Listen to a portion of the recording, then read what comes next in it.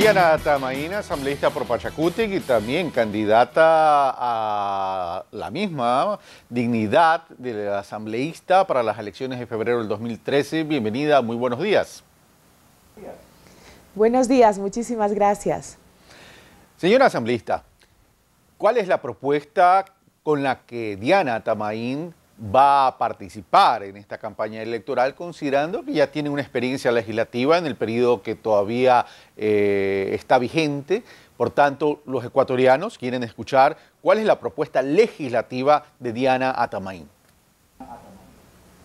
Bueno, ahora quiero manifestar al pueblo ecuatoriano que si bien ahora desempeño las funciones de asambleísta en representación de la provincia de Morona, Santiago, ahora soy parte de la lista nacional como asambleísta nacional junto a Lourdes Tibán, junto a Jorge Escala, luego tenemos a Marta Roldós, luego está el padre Fernando Vega y en quinto lugar en la lista nacional yo como Diana Tamaín.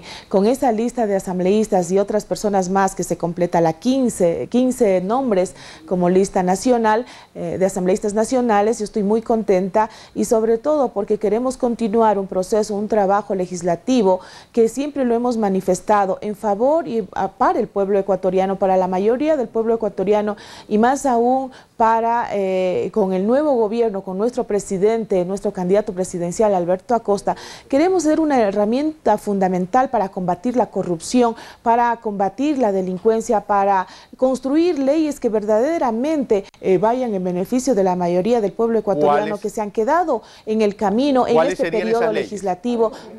¿Cuáles serían esas leyes por efectos de tiempo, señora asambleísta? ¿Cuáles serían esas leyes? Porque usted habla de ir a la Asamblea Nacional para hacer un trabajo en beneficio del pueblo ecuatoriano.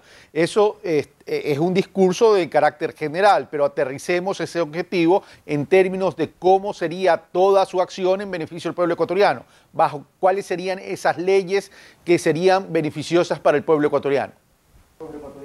Mire, en primer lugar, junto a la propuesta política que lleva nuestro candidato Alberto Acosta a la presidencia, es necesario reformar la ley del servidor público, donde se ha dado el despido masivo, intempestivo de los servidores públicos, afectando sus derechos laborales.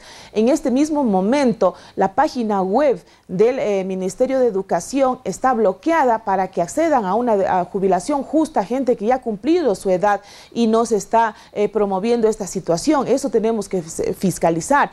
Necesitamos construir y mejorar una ley de economía popular y solidaria que no sea la copia de lo que sucedió ahora y la recopilación de una ley de bancos, una ley de cooperativas, sino más bien que se promueva el crédito productivo, que se promueva los pequeños emprendimientos y las iniciativas locales para generar mejores condiciones de vida a través de generar oportunidades de trabajo en la localidad. Necesitamos aprobar de forma urgente una ley de tierras para la redistribución de la misma. Necesitamos aprobar, ir a una consulta seria y frontal, transparente, de buena fe de la ley de aguas para que los campesinos puedan tener esa herramienta de trabajo y puedan aportar de forma positiva al desarrollo del país. Y eso no se ha podido hacer por las posiciones políticas que hemos tenido. Lamentablemente, aquí la fuerza política del oficialismo, en complicidad con algunos independientes, muchas veces no ha podido fluir el tema de la consulta previa, prelegislativa para las leyes que estoy mencionando. Vamos entonces a punto por punto de estas leyes que usted acaba de mencionar, señora asambleísta y candidata para la misma dignidad en las elecciones de febrero del 2013.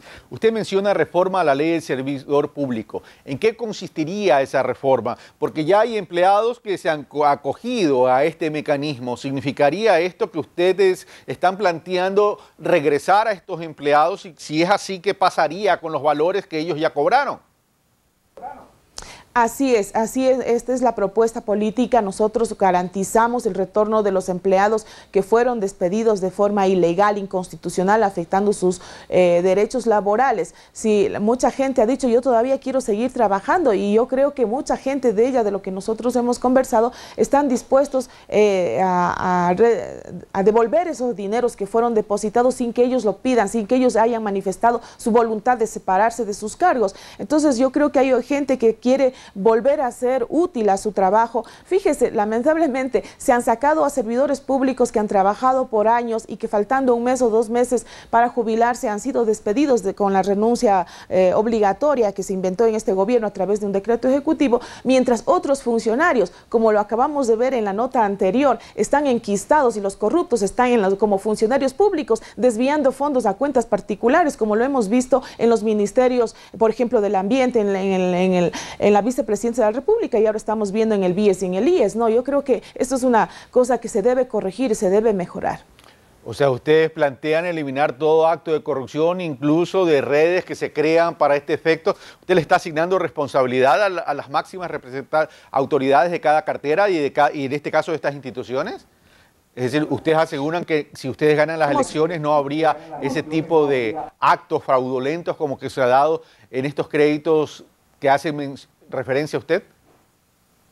Tenemos que combatir los actos de corrupción. Claro. No es posible que la justicia ahora esté metida a las manos del Ejecutivo. No podemos seguir permitiendo que el presidente de la República, desde la tarima donde hace campaña o yendo personalmente a visitar a las cárceles, deje libre a personas que están en un proceso de investigación, como es el caso de Usag, ya lo hizo, y el compañero, el chico bloguero que fue apresado por haber descubierto falencias en un sistema informático. Yo creo que aquí se debe mantener y garantizar la independencia de la justicia. El Ejecutivo debe cumplir su rol, el legislativo de igual manera, y para eso necesitamos cumplir con lo que la Constitución manda. Por eso nuestra propuesta, terrenalizar la Constitución de Montecristi, que fue aprobada por la mayoría del pueblo ecuatoriano, y el respeto de los derechos constitucionales y las libertades. Diana Tabaín, 2 precisiones, la una de carácter informativo y la otra con carácter de profundizar en cuanto a la reforma a la ley de servidores públicos. El tema del bloguero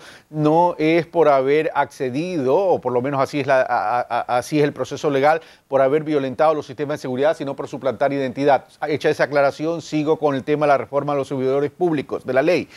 Si ustedes están planteando que las personas que tuvieron que acogerse a este sistema de compra de renuncias obligatorias y que cobraron esa indemnización vuelvan, entonces, primer punto, tienen que, al volver, devolver los dineros cobrados, por un lado. Pero por otro lado, ¿qué va a pasar con aquellas personas que entraron para sustituir a estas personas en los cargos que estaban? Porque no se ha suspendido la partida presupuestaria en todos aquellos que estaban y que se acogieron a este sistema de compra de renuncias obligatorias, sino que básicamente era por hacer un cambio generacional o con un cambio técnico en cuanto al perfil de ese cargo. ¿Qué piensa hacer entonces con las personas que ya estarían trabajando en los cargos que dejaron las personas que usted menciona?